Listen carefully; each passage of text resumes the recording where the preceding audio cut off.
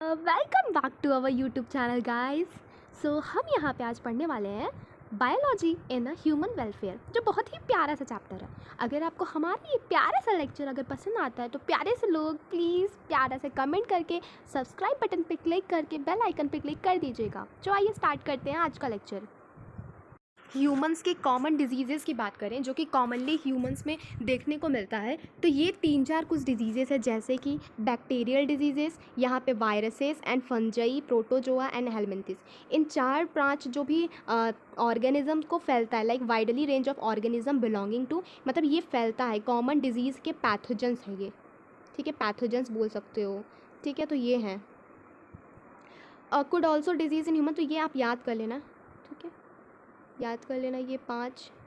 देखो मैं अभी बना देती हूँ, देखो ये मैंने बना दिया, तो इस तरीके से आप लर्न कर सकते हो। तो डिज़ीज़ 3-4 तरीके से फैलते हैं, जैसे कि एक तो हमारे पास क्या हो गया, फंजई हो गया, सेकेंड है बैक्टीरियल डिजीज़ेस, थर्ड है प्रोटोजोआ डिजीज़ेस, ठीक है, फोर्थ है वायरस से जो फैलते हैं उनको वायरल डिजीज़ेस कहते हैं, एंड फिफ्थ है हेलमिंथिस जो कि प्लेटी हेलमिंथिस से फैलते हैं। तो यही लिखा हुआ है यहाँ पे, ठीक है। सर्स डिजीज़, देखो ये भी बोल सकते हो, ये तो डेफिनेशन हो गया कि सर्स डिजीज़ कॉजिंग, जो भी डिजीज़ कॉजिंग ऑर्गेनिजम्स होते हैं उनको पैथोजेंस कहते हैं। क्या कहते हैं? उनको पैथोजेंस कहते हैं। लेकिन मेरी लैंग्वेज में आप ये बोल सकते हो कि डिजीज़ कॉजिंग एजेंट, तो बिल्कुल सही तो है, एजेंट बोल सकते हो या डिजीज़ कॉजिंग ऑर्गेनिज्म बोल सकते हो। तो जो डिजीज़ कॉज करते हैं उनको पैथोजन कहते हैं, बोल सकते हो ऐसा। Disease causing agent is known as a pathogen. Most parasites, जो देयर फॉर, देखो मोस्टली जो पैरासाइट्स होते हैं ना वो कहीं पे भी सर्वाइव कर सकते हैं, इनको पैरासाइट्स भी कहते हैं, इनको पैथोजेंस भी कहते हैं। तो वो पैथोजन या पैरासाइट जो होते हैं, जो डिजीज़ कॉज करते हैं, वो कहीं पे भी सर्वाइव कर सकते हैं, जैसे कि वो कहीं पे भी किसी होस्ट बॉडी को हार्म पहुंचा सकते हैं, चाहे वो लिविंग बॉडी पे हो, चाहे उनके ऊपर हो, चाहे डेड बॉडी पे हो।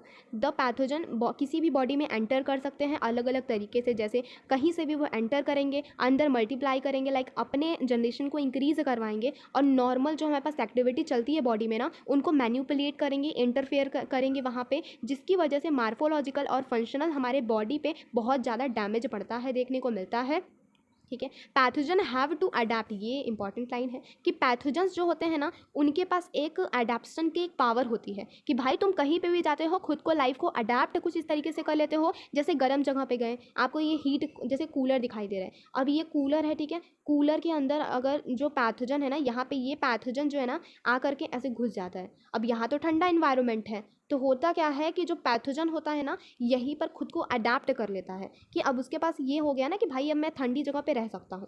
तो उसी तरीके से बोला जाता है कि जैसा देश वैसा भेष, अगर आप कहीं पे भी जा रहे हो तो उस हिसाब से अपने बॉडी को अडेप्ट कर लो। एक पैथोजन की एक पावर होनी चाहिए आपके पास, तो pathogen have to adapt to life, तो ये खुद के लाइफ को कहीं पर भी जाके अडेप्ट कर सकते हैं उस इन्वायरमेंट में, होस्ट की बॉडी पे। एग्जाम्पल की बात करें तो हमारी गर्ट्स में एक पैथोजन प्रेजेंट होता है जो कि वही स्टमक में सर्वाइव करता है जबकि पीएच बहुत कम है।